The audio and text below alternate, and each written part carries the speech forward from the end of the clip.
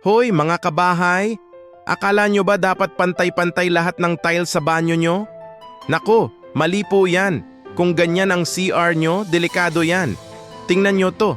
Ang tamang design dapat ang shower area ay medyo mas mababa o kung tawagin natin ay sunken. Tapos, kailangan din may water stop o parang maliit na harang sa pagitan ng wet at dry area. At ang pinaka-importante, dapat may bahagyang slope o pagkahilig ang sahig papunta sa floor drain. Bakit? Simple lang.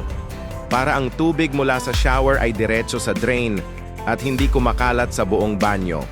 Iwas baha sa labas ng CR, iwas dulas, at iwas sa sakit ng ulo sa paglilinis. Tandaan, hindi lang itsura ang mahalaga, dapat tama at safe din ang pagkakagawa. Para sa mas marami pang smart home tips, huwag kalimutang i-like ang video na to at mag-subscribe sa aming channel, Smart Pinoy Homes.